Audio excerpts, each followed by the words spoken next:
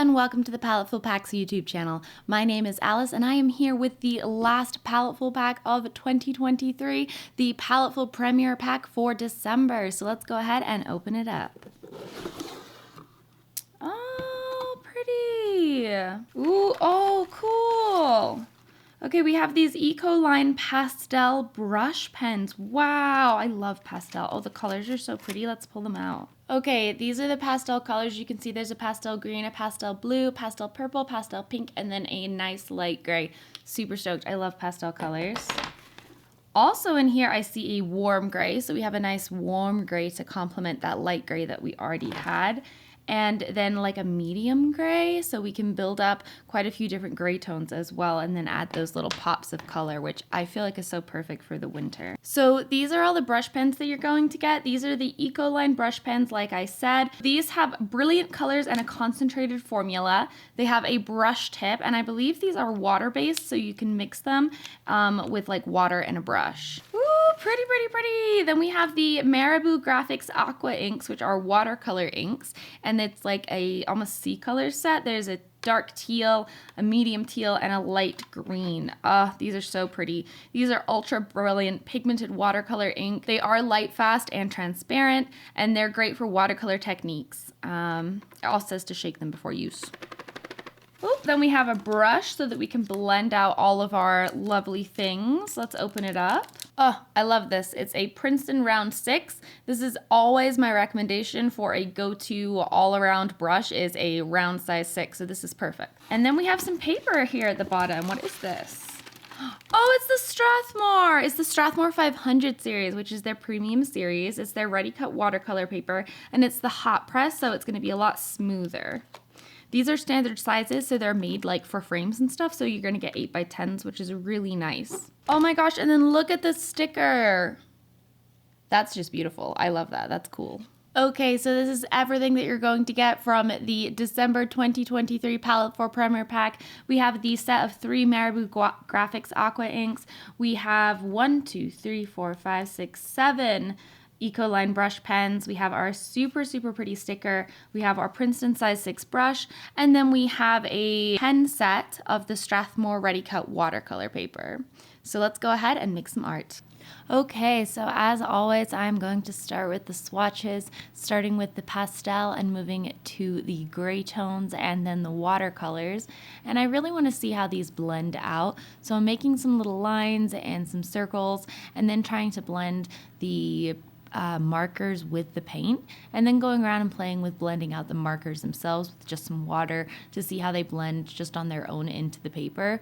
I just want to play around with all these different techniques so that I have an idea of what's going to work when I go into my painting.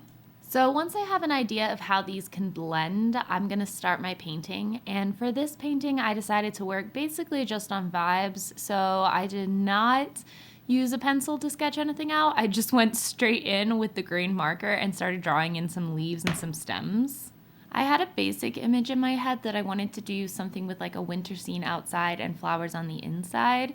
So I kind of started with that and just building up these markers in a very, very loose, sketchy way. I really wasn't concerned with anything. Honestly, I was just like, vibes. So I'm making these big circles, and then I'm going back into the background, and I'm starting to establish where like a window pane would be by putting in the background and just using this light gray because it's going to be a nighttime scene and kind of like snowy and moody outside. It's kind of what I was thinking. So I start with that, and then I put in a little bit of blue just for that kind of sky effect, and then I start darkening up the window, what are they called, the things in between window panes?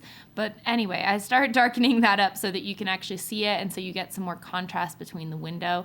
And right now we're looking kind of gray, kind of moody. It's not like nighttime, but this is just the basic background. And I'm gonna spray the whole thing with water and let it just kind of bleed out and do its thing. And then I'm gonna go back in and start defining all of the different areas. So I'm starting with this beautiful ultramarine blue, and I'm starting to darken up the window outside, putting in a little bit of clouding effect by lifting up the watercolor with my paper towel and just redefining the areas of the window panes and the scene behind it. Because of the way that the darker gray color bled out, we're starting to get more of a dark kind of nighttime vibe, which is awesome. I really like that.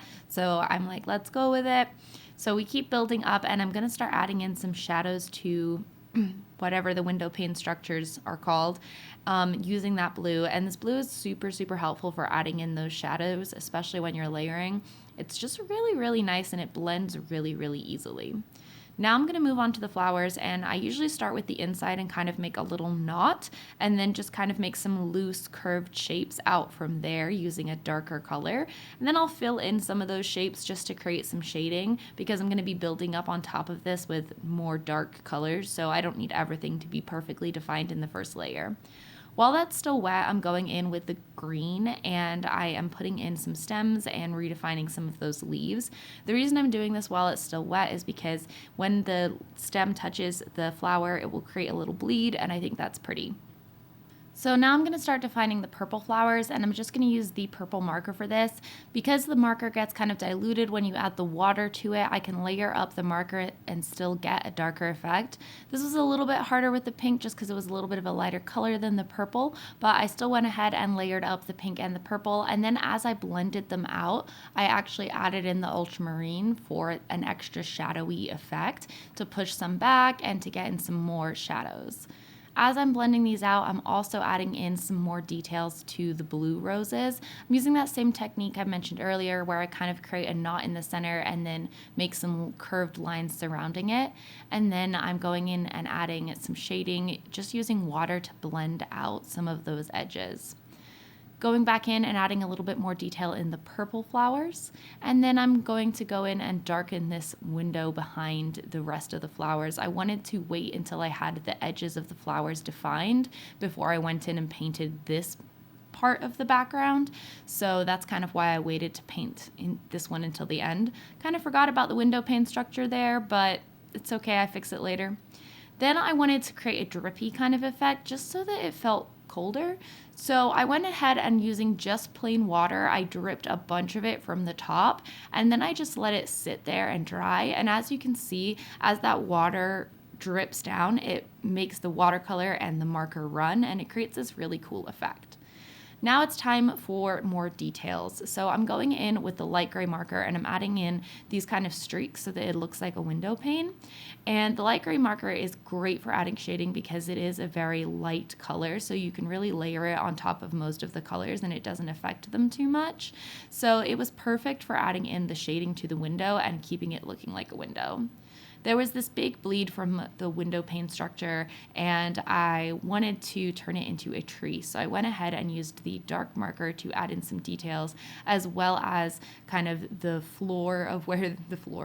the dirt of where the tree would intersect with the land. And then I went ahead and detailed in the branches using the very, very tippy top of the brush tip. And then I went in with the purple pen and started using that to add in some more variety in the shading. That way the shadows aren't just that ultramarine blue, but they also have some of that purple in them. So I thought that would add some nice depth to everything. So I went in and added that on the blue flowers and then continued to build up that purple color on the purple flowers. As you can see, I've kind of ignored the pink flowers, and that's because I was really debating how I wanted to add shading to these, but I ultimately ended up going in and adding some more shading to those with the purple marker, which you can see me doing right now. And I think this was the best decision just because purple is the closest analogous shadow color to pink, so it's just gonna blend a little bit more. So I didn't choose to add in any blue to the pink flowers because I didn't want them to start looking too purple. I wanted to make sure that they maintained their pinkness. I'm going in and softening everything, just using a little bit of water and putting in some water on the highlights. And then I'm using a paper towel to lift that up. So it's the same kind of principle as when we dripped the water on it earlier, basically using water to lift away some color to lighten some areas. using the green to blend in a little bit more with the stems and the leaves, and then finally going in with that really dark gray to add in some final little details, just defining little areas using the knot technique, but putting in less curved lines and just defining the very edges of those lines you've already made. And then I'm also using it to add some wood texture into the background. And that's pretty much it. I think this came out pretty cute. It's not perfect, but I like it. Also added in some blue shadows to the stems, just to give them a little bit more depth. But I think it came out pretty cute, so hopefully you guys like it. And hopefully it taught you some different techniques that you can use with your markers and with these watercolor inks. They were really fun to work with. It was a really fun color palette, very nice for winter, and I really enjoy working with water-based media, so hopefully you guys enjoy this box as well, and I can't wait to see what you all make. If you'd like to get your own pack, then you can click the link in the description box below, and I hope you have a great rest of your day.